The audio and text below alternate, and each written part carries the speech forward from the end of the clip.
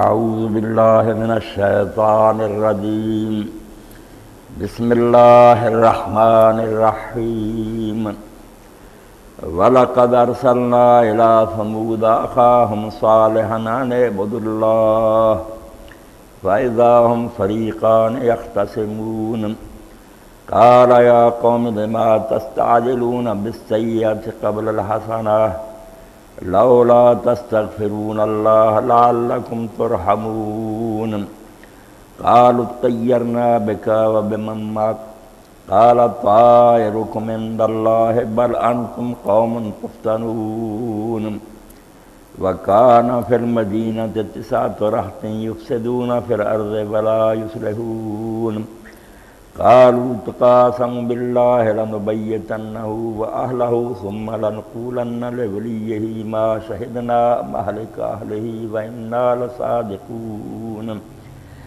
ومكروا مكرا ومكرنا مكرا وهم لا يشعرون فانظر كيف كان عاقبة مكرهم أنا دمرناهم وقومهم أجمعين فتلك بيوتهم خاوية بما ظلموا ان فی ذلک لآیۃ لقوم یعلمون وانجینا الذین آمنوا وکانوا یتقون۔ قرآن مجید کی سورۃ النمل کی آیات میں نے آپ کے سامنے پڑھی۔ قرآن مجید کتاب حکمت ہے، یہ جو کچھ بھی سمجھانا چاہتا ہے اس کے لیے دلائل دیتا ہے، انسانی عقل سے اپیل کرتا ہے، کوئی بات زبردستی نہیں منوانا چاہتا کہ تم خواہ مخواہ مان لو بلا کسی ثبوت کے۔ جو کچھ پیش کرتا ہے نا اس کے محکم دلائل ہیں، اس کے پاس پکے ٹھوس، جن کا کوئی عقل مند آدمی جو متعصب نہ ہو، معاند نہ ہو، ضدی اور ہٹ درم نہ ہو، انکار نہیں کر سکتا۔ اب وہ دلائل بھی دو قسم کے ہیں، ایک دلائل نفسی اور آفاقی ہیں، عقلی ہیں، جو ساری دنیا کے لوگوں کے سامنے پیش کیے جا سکتے ہیں۔ خود انسان کے اپنے اندر جو نشانیاں ارد گرد جو اتنی کائنات پھیلی ہوئی ہے، انگلیاں اٹھا اٹھا کر ایک ایک چیز کی طرف اشارہ کرتا کہ اس کو غور سے دیکھو۔ گلزار ہست و بود نہ بیگانہ وار دیکھ، ہے دیکھنے کی چیز اسے بار بار دیکھ، ایک ایک پتے اور ذرے کو دیکھ، پتہ چلے گا کہ اس کا خالق کتنا علم والا ہے، کتنی حکمت کا مالک ہے اور کیسا رحیم اور مہربان ہے۔ تو ایک تو یہ دلائل عقلیہ ہیں جس کی طرف قرآن متوجہ کرتا بڑے ہوئے، ان کی حجت عام ہے دنیا کا ہر انسان، بحریہ اور مسلم، سب کے لیے، کیونکہ یہ نشان سب کے سامنے۔ دوسری طرف دلائل نقلیات، پچھلے واقعات جو ہے نا یا کتابوں میں جو لکھا وہ بھی پیش کرتا ہے۔ اس کا اثر ان لوگوں پر ہوتا تھا جو ان واقعات کو مانتے تھے، اہل کتاب جن کی کتابوں میں درج تھے، یا عرب کے لوگ جو ان علاقوں میں گھومتے پھرتے تھے جہاں یہ واقعات پیش آئے تھے۔ تو یہ دلائل نقلیہ جو ہے نا یہ تجربے پر مبنی ہے، جیسے تجربہ کر کر کے یہ سارے علوم مرتب ہوئے۔ علم طب جو میڈیسن کیا تجربہ کیا بار بار کہ جو اس کو کھاتا مر جاتا، زہر کو محرک قرار دیا۔ تجربے سے بڑھ کر، مشاہدے سے بڑھ کر کوئی دلیل نہیں کہ جب بار بار ایک بل میں ہم ہاتھ ڈالتے ہیں تو ڈسے جاتے ہیں، پتہ چل گیا وہاں کو موذی جانور۔ اللہ رب العالمین بھی یہ کہتا کہ یہ تاریخ کے مسلسل تجربات کہ جب بھی لوگ اس راستے پر چلیں تباہ ہو گئے۔ اس سے پتہ نہیں چلتا تم نے اپنے علوم مرتب کر لی ہیں تجربوں سے کہ یہ ہوگا تو یہ ہوگا، یہ نہیں پتہ چلتا کہ اخلاقی دنیا میں بھی جب بھی لوگ یہ کام شروع کرتے ہیں، برائیاں کرتے ہیں، ظلم کرتے ہیں، زمین میں فساد برپا کرتے ہیں، تو ساری ترقیات کے باوجود کہ کسی شے کی کمی نہیں ہوتی، جب وہ برباد ہوتے ہیں، عروج پر ہوتے ہیں، دولت بڑی ہوتی ہے، عالی شان محلات ہوتے ہیں، باغات ہوتے ہیں، سڑکیں بنی ہوتی ہیں، فوجیں ہوتی ہیں، تباہ ہو کے رہ جاتے ہیں، دھڑام سے زمین پر آ گرتے ہیں۔ تو تم کیوں کہ غور نہیں کرتے کہ کیا سبب ہے جس سے وہ تباہ ہوتے ہیں؟ اس کے لیے اللہ تعالیٰ نے انبیاء علیہ السلام کے اور قوموں کے واقعات جو ہیں نا ان کی طرف توجہ دلائی، قرآن میں جگہ جگہ بیان ہوئے ہیں۔ تو انہی پیغمبروں میں سے ایک پیغمبر کا تذکرہ جو عرب کے شمالی علاقے میں تبوک کی طرف آئے مدائن میں، حضرت صالح علیہ السلام جانتے تھے عرب لوگ کہ قوم عاد جو تھی سب سے بڑی ترقی یافتہ قوم، یمن میں وہ رہتے تھے، ان میں حضرت ہود علیہ السلام آئے تھے، بڑے ان کے لمبے قد تھے، بڑی بڑی عمارتیں بناتے تھے، لم یخلق مثلھا فی البلاد۔ اللہ کہتا ان جیسی قوم دنیا میں پیدا ہی نہیں، اور تباہ ہو۔ اب وہاں رب الخالی جہاں باغات تھے وہاں ایسا صحرا عرب کا چوتھائی حصہ گھس نہیں سکتا اس میں، اور بڑی کوششیں کی کہ لوہے کے تاروں کے ساتھ باندھ کر نا کہ اس میں نیچے ہی نیچے جاتی، بس لوہے کا تار بھی گل جاتا، ایسی ریت رہ گئی بڑی۔ تو اللہ رب العالمین فرماتے ہیں پھر وہ قوم عاد کا بقایا بچے لوگ تھے، وہ ہجرت کر کے شام کو چلے گئے، تبوک جا کر رہ پڑے، وہ پھر بگڑ گئے، نہیں ٹھیک رہے۔ تو اللہ کے ایک پیغمبر ان میں پھر آئے، وَلَقَدْ أَرْسَلْنَا إِلَىٰ ثَمُودَ أَخَاهُمْ صَالِحًا، یہ قوم عاد کے بچے لوگ جو ان کو سمود کہتے ہیں، تو قوم سمود کی طرف ہم نے ان کے بھائی صالح علیہ السلام کو بھیجا۔ اور یقین جانے یہ رسالت اور نبوت اللہ تعالیٰ کا سب سے بڑا انعام، اگر رسول اور نبی نہ آتے ان کے پیرو تو زمین جیسے نا لائٹ جو چلی جاتی، لوڈ شیڈنگ ہوتی، سارے ہم حیران ہو جاتے کہ رات کیا کریں، یہ دنیا گھپ اندھیر، کہیں اخلاقیات کا نام نہ ہوتا، نیکی کا ذکر ہی کوئی نہ کرتا۔ اگر گئے گزرے بھی لوگ ہیں نا، کچھ نہ کچھ ان میں بقایا ہے، کچھ اچھی باتیں اب بھی موجود ہیں، تو بہار اب جو دنیا میں آئی ہوئی ہے یہ سب پودوں نے کی لگائی، سب پیغمبروں کا اثر ہے، کسی نہ کسی زمانے میں کوئی نیک بندہ گزرا ہے جس کی باتیں اب بھی ان میں آ رہی، خون میں آ رہی، ورنہ یہ بالکل درندوں سے اور ظالموں سے بڑی دنیا ہوتی۔ تو رسول آتے رہے، پیدل پہ آتے رہے۔ قوم سمود بھی جب بگڑی، بڑی ترقی یافتہ تھی۔ مودودی صاحب رحمۃ اللہ علیہ نے جو سفر عرض القرآن کا کیا، آپ تفہیم القرآن میں دیکھ، اب بھی غاروں کے اندر محل بنے ہوئے، باہر غاریں ہیں، اندر جاتا کئی کی منزل، اور ایسے شاندار کہ یار اتنی ترقی کر گئے تھے ان کے معمار اور کاریگر لوگ، چشمے بہہ رہے تھے، باغات تھے، مگر اخلاقی حالت خراب، بگڑ گئے، گندے، زمین کو فساد سے بھر دیا۔ اللہ تعالیٰ آگے فرماتا یفسدون فی الارض ولا یصلحون، دوہرے لفظ بیان کیے کہ وہ فساد کرتے تھے زمین میں، اصلاح نہیں کرتے۔ کبھی ہوتا نا کہ لوگ کچھ خرابیاں بھی کرتے ہیں ساتھ اچھے کام بھی کرتے ہیں، یہ یورپین اقوام اب بھی ہے نا، کچھ نہ کچھ اچھی باتیں نہیں ہونا، مگر وہ تو اتنے نامراد ہو گئے تھے سمودی کہ زمین میں ہر برا کام کرتے تھے، اچھا کام کوئی نہیں کرتا، چھوڑ دیے سارے اچھے کام، اتنے بگڑ گئے۔ تو ہم نے قوم سمود کی طرف اللہ پاک فرماتا رحم کر کے صالح علیہ السلام کو بھیجا۔ اللہ چھوڑتا نہیں تھا کہ چلو اب بھی موقع دیں، ان کو پکڑ لیں، ڈوب رہے ہیں، بچانے کی کوشش کریں، یہ اس کی رحمت ہے۔ اس سلسلہ میں اس نے اپنے پیغمبروں کی تکلیفیں برداشت کی، قتل کر دیے گئے، لوگوں نے ان کو دکھ دیے، سب کچھ دیکھتا رہا، مگر موقع دیتا رہا کہ لوگ سمجھ جائیں۔ تو فرمایا سمود کی طرف ہم نے ان کے بھائی صالح علیہ السلام کو بھیجا۔ کئی جگہ قرآن مجید میں کافر قوموں کے بارے میں آتا ہے کہ اخاہم، ان کے بھائی کو بھیجا۔ یہ بھائی پر جو لوگ رونا شروع کر دیتے نا، بے وقوف لوگ ہیں، بھائی پیغمبر نہ آتا اس امت میں تو کئی رکاوٹیں کھڑی ہو جاتی۔ ایک تو بیگانہ آدمی ہوتا، لوگ اس کے ماضی سے واقف نہ ہوتے کہ کون ہے، کس قبیلے سے، اس کا پہلے کریکٹر کیا تھا، تو اس کو ایک پیغمبر ماننے میں بڑی رکاوٹ پیش آتی کہ ہم کیا جانے یار، پہلے 900 چوہے کھا کے بلی حج کو چلی، کیا جانتے ہیں یہ کیسا آدمی، انہی میں پیدا ہوا، ان کے اندر اس نے پرورش پائی۔ اس گئے گزرے ماحول میں لوگوں نے دیکھا کہ جہاں ہر طرف نجات پھیلی ہوئی ہے، اس پر کوئی چھینٹا گندگی کا کبھی نہیں، پاک بھائی جو انہی کی قوم میں سے، برادری میں سے، اور یہ بھی کہ بھائی جو ہوگا اپنا ہوگا، وہ ان کا نفع نقصان مشترکہ ہوتا، وہ کیوں غداری کرے گا، وہ ان کا بھلائی کرے گا، خیر خواہ ہوگا، دل سوزی سے اور محبت سے بات سنائے گا، میں تو تمہارا اپنا حصہ ہوں، میرے بھائی ہو تو۔ اس لیے اللہ فرماتا ہے کہ ہم نے قوم سمود کی طرف کوئی بیگانہ نہیں بھیجا، ان کا بھائی بھیجا جو انہی میں رہا تھا، جس کو وہ جانتے تھے، اس کی نیکی پر وہ یقین رکھتے۔ صالح نام بھی کیسا عمدہ، صالح کہتے بھی نیک کو ہیں، اب یہ نام متروک ہو، بچہ پیدا ہوتا ہے، لوگ فون کرے مولانا یہ نام ہے، میں نے کہا یار ان میں سے کیا نام میں چھاٹوں، سہارا صبح کا وقت ہے، نہا مہندی، کیا بتائیں آپ لوگوں کو، کوئی اللہ کا خوف کرے، صالحین کے نام رکھیں، اللہ کے نبیوں کے رکھیں، اللہ کے رسول علیہ السلام کا بیٹا ہوا عبداللہ رکھا، ابراہیم رکھا، اور اچھے نام طاہر طیب رکھے، نہیں پسند نہیں۔ تو صالح علیہ السلام آئے، انعبد اللہ، کیا پیغام لے کر آئے؟ ہر پیغمبر کا ایک ہی بنیادی پیغام ہے، سارے دین کا خلاصہ یہی ہے، یہ بیج ہے، باقی سارا تناور درخت اس سے پیدا ہوتا ہے۔ خلاصہ آپ بیان کرنا چاہیں کہ دین کیا کہتا ہے؟ اللہ کی بندگی کرو، اللہ کی عبادت کرو، ایک ہی نقطہ ہے، سب بس اس سے ہی جنم لیتے ہیں سارے مسائل، انتہا درجے کی، پھر یہ آگے سے آگے نہ ترقی کرتا جاتا۔ بات اتنی ہے کہ اللہ کے بندے بن جاؤ، اللہ کی عبادت کرو، عبادت عربی زبان کا لفظ، بڑی تشریح کی لوگوں نے، مگر امام ابن قیم رحمۃ اللہ علیہ کے کچھ اشعار میں پڑھوں انہوں نے بہت عمدہ طریقے سے سمجھایا کہ جب قرآن کہتا کہ پیغمبر آئے انہوں نے کہا یا قوم اعبدوا اللہ ما لکم من الہ غیرہ. سورہ ہود بھی بڑی ہے، ہر پیغمبر آتا بات یہاں سے شروع کرتا ہے، اے میری قوم اللہ کی بات کرو، اللہ کے سوا تمہارا کوئی الہ نہیں. یہی کلمہ بنایا گیا لا الہ الا اللہ، کہ اللہ کے سوا کوئی الہ نہیں. جنت کی کنجی قرار دے دیا، فرمایا جو کہے گا نا صدق کے دل سے اور ایمان بھی رکھے گا، کوشش بھی کرے گا، برے کام بھی ہو جائیں گے تو بھگت کر بھی آ جائے گا، راستہ تو ٹھیک ہے نا، صحیح طرف جا رہا، راستے میں اگر گر بھی گیا اللہ کے ہاں حاضر ہو جائے، جنت میں چلا جائے. ایسا عقیدہ ہے یہ.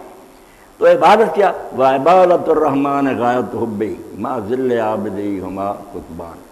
یہ دو ہیں پول جن پر یہ عبادت کا محل کھڑا، دو ہیں ستون. کیا ہے؟ وعبادت الرحمن غایت حبی. ایک معنی عبادت میں ہوتا ہے انتہا درجے کی محبت. حکم ہم ظالموں کا بھی مانتے ہیں، کوئی ظالم مسلط ہے کہتے خاموشی سے ٹیکس دے دیتے ہیں، اندر سے گالیاں دیتے، یہ عبادت اور بندگی نہیں. پہلی بات یہ ہے کہ معبود جو ہے وہ محبوب حقیقی ہوتا ہے، دل کی تہوں میں اس کی محبت ہوتی. صرف ظاہر میں آدمی اس سے نہیں ڈرتا نہ حکم مانتا. غایت حب، محبت کی انتہا جو ہے نا، جہاں آگے پھر محبت کوئی نہیں رہ جاتی. والذین آمنوا اشد حبا، اللہ کہتا ہے جو ایمان اللہ پر لاتے ہیں اور اللہ کو پہچان لیتے ہیں وہ سب سے بڑھ کر پھر اللہ سے محبت کرتے ہیں. باقی محبتیں ماں باپ پیار کرتے ہیں، رسول کرتے ہیں، وہ دیکھتے ہیں یہ تو قطرہ ہے اللہ کے سمندر میں. اللہ جو ہے اس کی محبت کا کوئی اندازہ، جس نے سب کو مفت پیدا کیا، کائنات ساری ہماری خدمت میں لگا دی. تو وعبادت الرحمن غایت حبی، رحمان کی بات یہ ہے کہ آدمی انتہا درجے کی بات کرے. ما ذل عابدہ ہما قطبان. دوسری طرف ہے کہ یہ عبادت کرنے والا انتہا درجہ کا اس کے سامنے پست اور نچلا ہو جائے، ذلیل ہو جائے، جھک جائے. نافرمانی ہے سرکشی کا سوال نہیں، اکڑنے کا کیا سوال. وہ کہتا مجھ سے زیادہ ذلیل کوئی نہیں، اس سے زیادہ عزیز اور غالب کوئی. ایک طرف محبت انتہا درجے کی، ایک طرف عاجزی اور اپنے آپ کو پست سمجھنا اللہ کے سامنے دوسری بات. اس لیے وہ کیوں نہ سجدے کرے گا، کیوں رکوع نہیں کرے گا، طواف کے اس کے گھر کا کیوں نہیں کرے گا. وہ عاجز ہو چکا، ہر حال میں اس کے لباس میں بھی عاجزی ظاہر ہوگی، اس کے بیٹھنے میں عاجزی ظاہر ہوگی، اس کے بول چال میں عاجزی. وہ جانتا کہ میں ایک بندہ ناچیز ہوں، اللہ کے سامنے کیا ہوں میں. تو یہ دو ہیں قطب، ایسے پول ہیں جن پر عمارت کھڑی ہے. وعبادت الرحمن غایت حبی ما ذل عابدی ہما قطبان.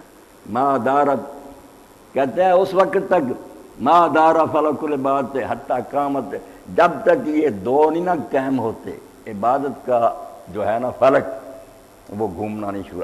عبادت کا آسمان اس وقت گھومنے لگتا ہے جب یہ دو قطب شمالی اور قطب جنوبی جو ہیں قائم ہو جاتے ہیں. اور اس کا مدار بھی کیا کہ اگر اتنا ہی کرے کہ میں اللہ کے سامنے عاجز ہوں، محبت ہوں، حکم نہ مانے. بمدار بالامر امر رسول ہی لا بالہوا شیطان، نہ شیطان کی مانے گا نہ نفس کی مانے گا. دار و مدار پھر ہوگا کہ جو حکم پھر وہ مالک دے گا، جس کے سامنے اتنا جھکا ہوا، جس کا اتنا یہ محبت کرنے والا بنا. وہ مدار بالامر امر رسول ہی، اس آقا کا حکم مانے گا. حکم کہاں سے لے گا؟ رسول سے. اللہ نے رسول اس لیے مقرر کیے ہیں، براہ راست نہیں لوگوں سے خطاب کرتا. وَمَدَارُ بِالْأَمْرِ أَمْرِ رَسُولِهِ لَا بِالْهَوَىٰ وَالنَّفْسِ وَالشَّيْطَانِ.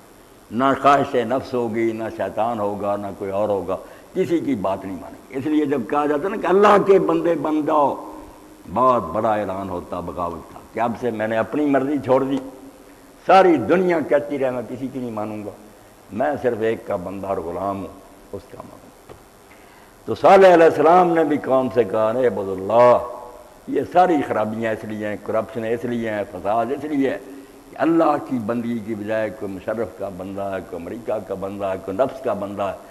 سارے کسی نہ کسی کے بندے، کسی ایک کو کیا برا کہنا، سارے تو جگہ جگہ کئی معبود ہیں جن کو پوج رہے ہیں. کسی کا دولت معبود ہے، وہ کہتا پیسے چاہیے، حلال و حرام کی کوئی پرواہ نہیں. تو پیغمبر صرف یہ کہتا ہے کہ نہیں، سب چیزیں جو ہیں ان کو چھوڑو، کوئی مقصود اور مطلوب نہیں ہونا چاہیے، کوئی شے نہ ڈھونڈو، صرف اللہ کی رضا ڈھونڈو کہ وہ مالک خوش ہو. جب تم دوبارہ واپس ہو تو انعام دے کہ واقعی تم نے میرے حکم مانے. تو صالح علیہ السلام کو بھیجا، انہوں نے کہا اللہ کے بندے بن جاؤ. فیضا ہم فریقان یختصمون. مگر ہر امت کی طرح یہ بھی بدقسمت امت کہ دو گروہ ہو. کچھ لوگوں نے مان لیا، تھوڑوں نے، باقی مخالف ہو. گھر گھر جھگڑے اور لڑائیاں شروع ہو گئی. نیک لوگوں کو دکھ دینے لگے، سزائیں دینے لگے، جیسے اس وقت مکہ میں ہو رہا تھا۔ اور یہ بھی آپ دیکھیں گے جو قصہ پڑھیں گے، مولانا ابوالکلام آزاد رحمۃ اللہ علیہ نے کوئی غلط بات نہیں کی، کہتے ہیں قرآن میں جو پڑھو تم صالح کا پڑھو، ہود کا پڑھو، بات تو محمد رسول اللہ کی ہوتی، پردے میں ہوتی، نام بدلا ہوتا، ہو وہی رہا ہوتا مکہ میں جو وہاں ہوتا تھا، اسی طرح پارٹیاں بنی، اسی طرح دکھ دے رہے ہیں، وہی بات ہے جو صالح علیہ السلام نے کی۔ اس لیے خوش طرح باشد کے سر دل براں گفتہ در حدیث دیگر، بڑی پیاری بات اللہ نے رکھی ہوئی کہ دوسروں کی بات کرتے ہوئے اپنے محبوب کی بات کرتا جاتا، حضور کو بھی چلاتا جاتا کہ فکر کی بات نہیں، اسی طرح لوگ کرتے آئے ہیں، اور میں کہیں سو نہیں گیا تمہیں بھیج کر، ساتھ ہی مدد کروں گا۔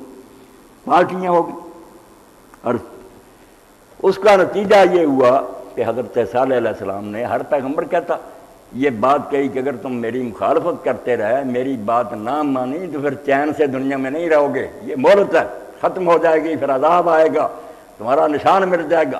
تو بجائے اس وعید اور دھمکی کو سننے کے ڈر جائیں، توبہ کریں۔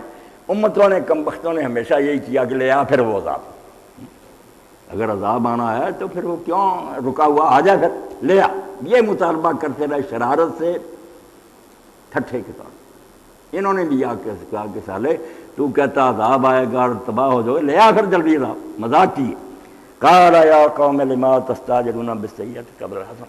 اب پیغمبر تو خیر خواہ ہوتا، وہ جان گلا رہا ہوتا کہ یہ لوگ، انہوں نے کہا میری قوم، اے میری قوم، برادری ہو تم میری، میرے ساتھ اپنے ہو، کیوں تم بجائے بھلائی کے کہ اللہ کی رحمت لے لو میرے پر ایمان لا کر، تم عذاب کے لیے جلدی کیوں کر رہے ہو؟ بدقسمت ہو، کیوں بری شے جلدی دیکھنا چاہتے ہو؟ جو دوسری شے کہ رحمت لے لو، اس کی طرف کیوں نہیں آتے؟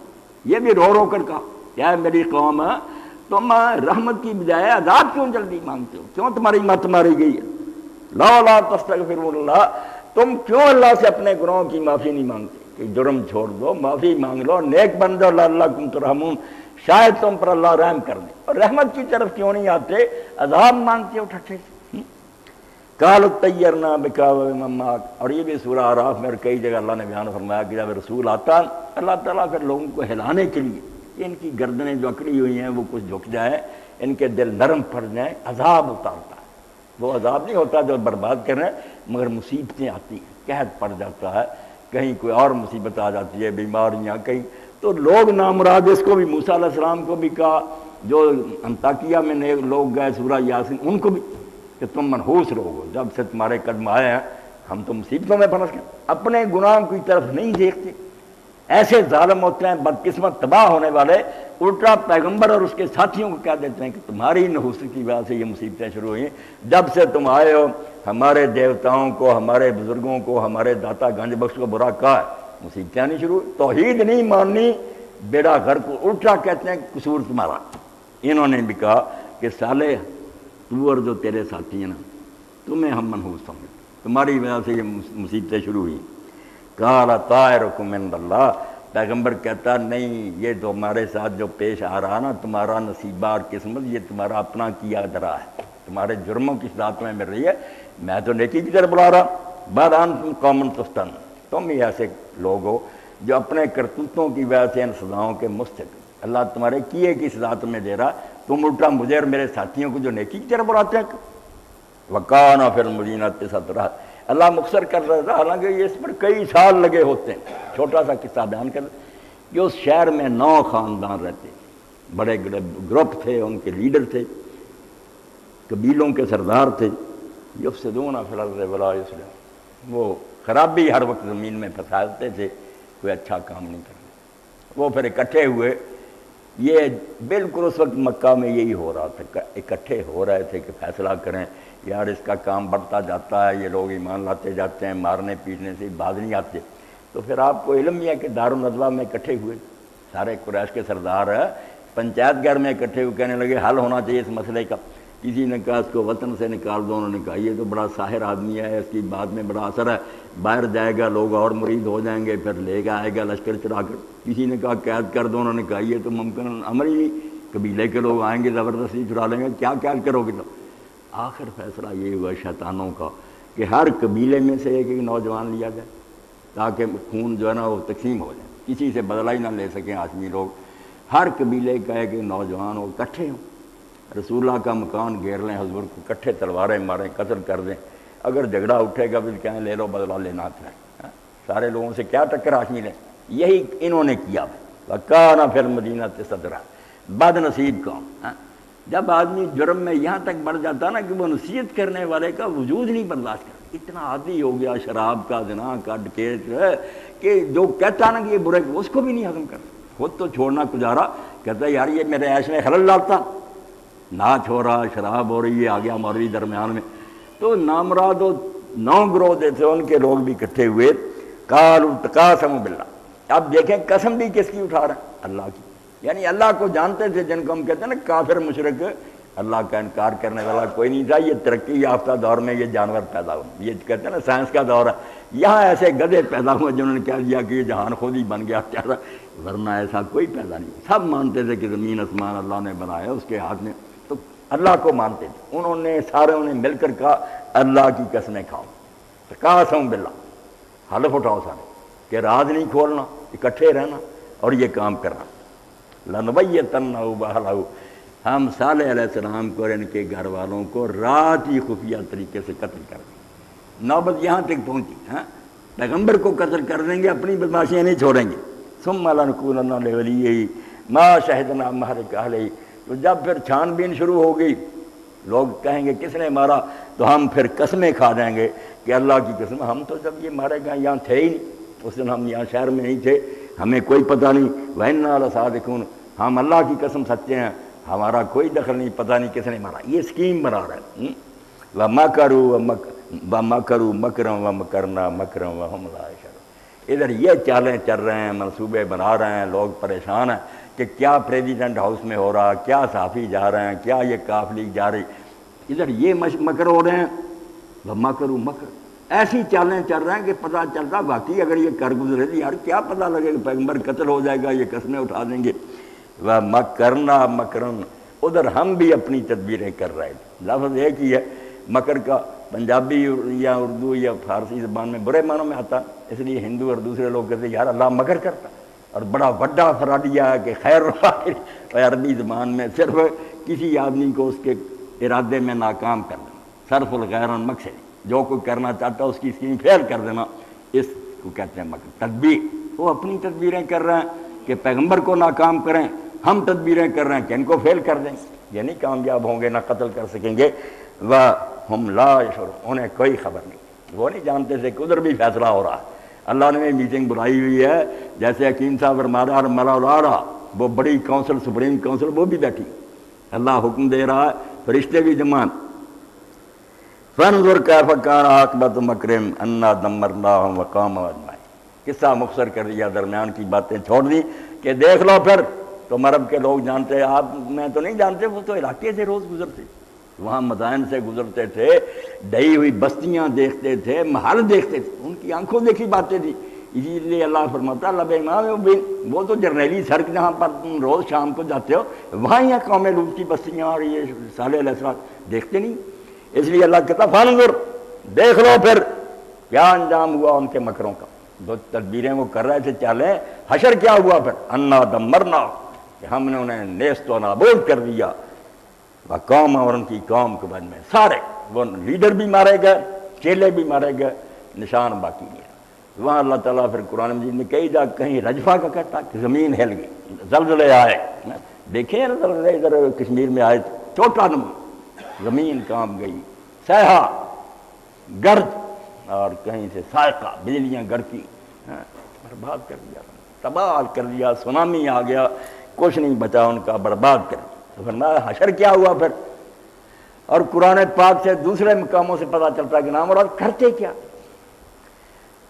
پیغمبر سے کہا کہ اچھا اگر کوئی عذاب آنے ہی والا تو اس کی کوئی نشانی تو دے، انہوں نے کہا لاؤ پھر نشانی دے دی تمہیں، یہ اونٹنی ہے اللہ کی، اس کو نہ چھیڑنا، یہ کھاتی پھرے گی، تمہارے باغ اجاڑے گی، تمہارے گھسے گی کھیتوں میں، ہاتھ نہ لگانا، یہ آخری ہے نشان، اگر چھیڑ دیا نا پھر نہیں بچو گے۔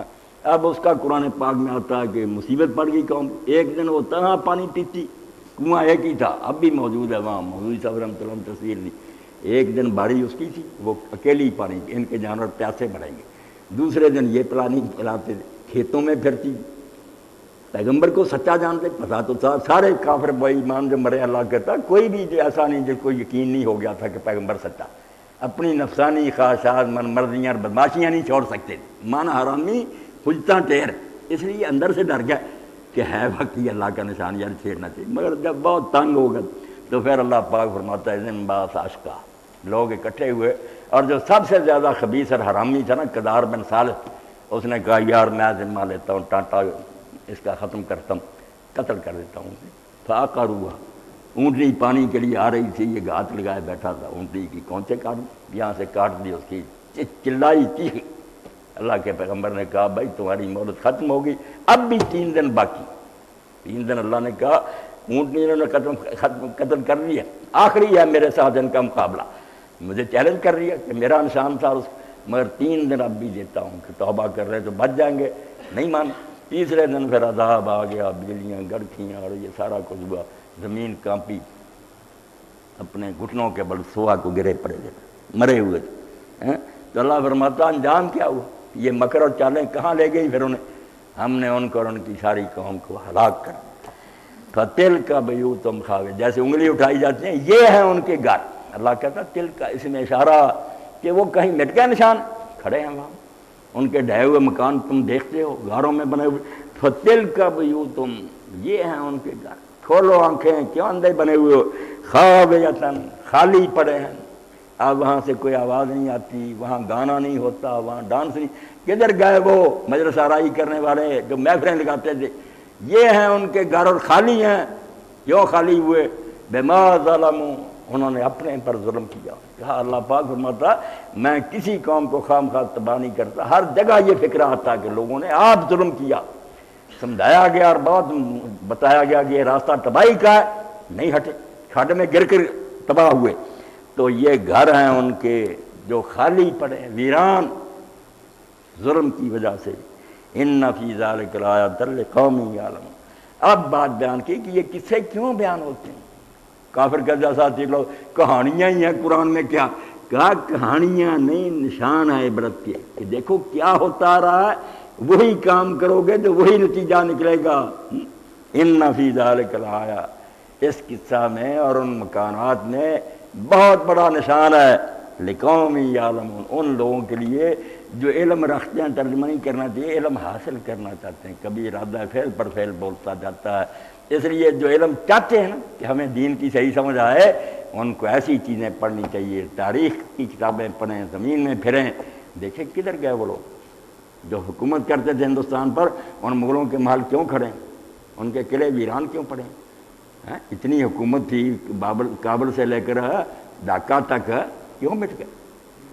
اللہ فرماتا جو علم حاصل کرنا چاہتے ہیں ان کے لیے تاریخ بہت بڑا عبرت کا سامان ہے۔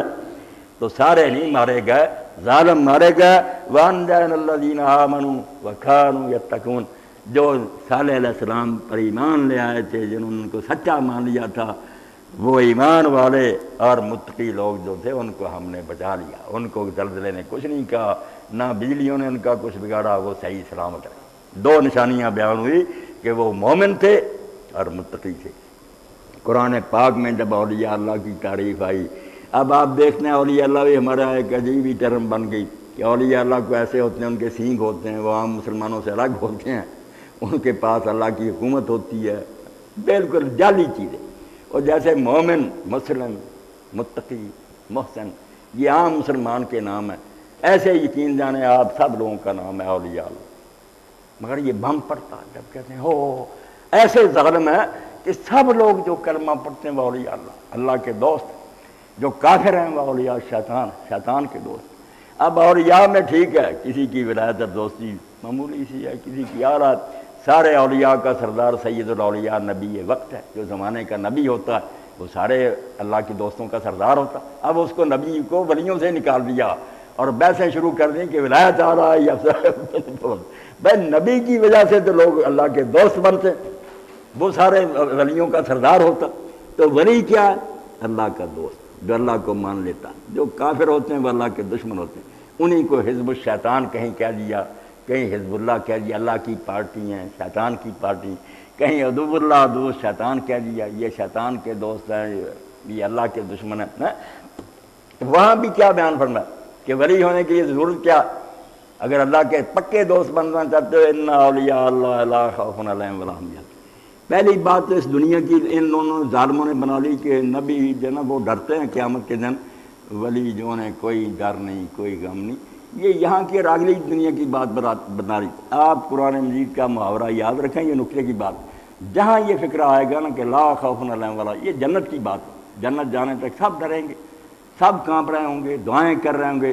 جنت کا یہ بیان ہے جیسے اس کی یہ تعریف ہے نا کہ اس میں ہر شے ملے گی، وہی تعریف اس کی کہ جو وہاں چلے جائیں گے ان کو نہ پھر آئندہ کا کوئی ڈر ہوگا نہ پچھلے پر کوئی پچھتاوا ہوگا، انہیں غم نہیں ہوگا کہ ہم نے یہ نیکیاں کی تھی یہ ضائع ہوگی، نہیں، پورا پھل ملے گا انہیں، نہ غمگین ہوں گے پچھلے پر ماضی پر، اور نہ آئندہ کے لیے مستقبل کے لیے انہیں کوئی اندیشہ ہوگا۔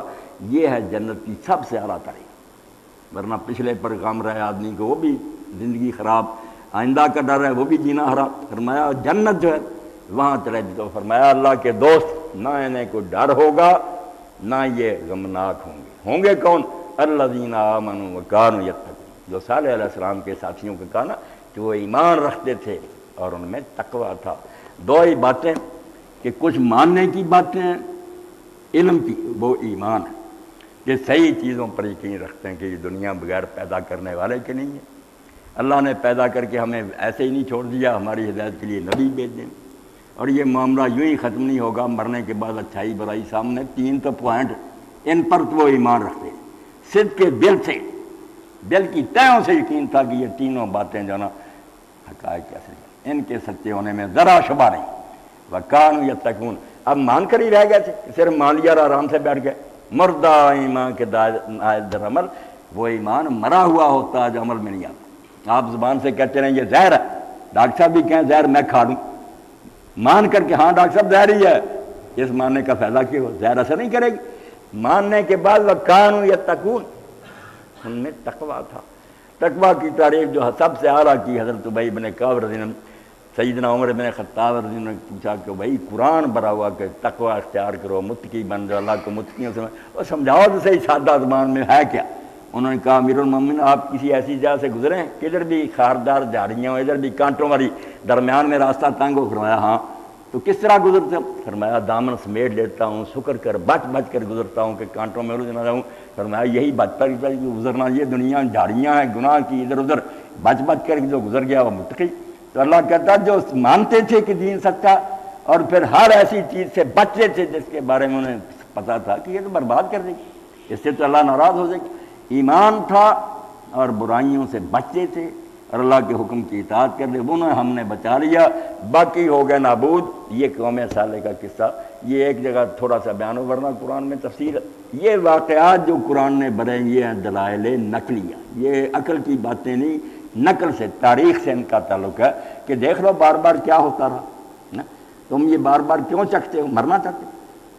تو ظلم کے بارے میں نشاندہی کی کہ ظالم آتے ہیں، بڑی تدبیریں کرتے ہیں، سمجھانے والے سمجھاتے ہیں، مانتے نہیں، الٹا ان کو ختم کرنے کی کوشش کرتے ہیں، آخر میں خود ہی نابود ہو جاتے ہیں۔ وآخر دعوانا الحمدللہ رب العالمین، وصلی اللہ تعالی علی خیر خلقہ محمد وآلہ وصحبہ۔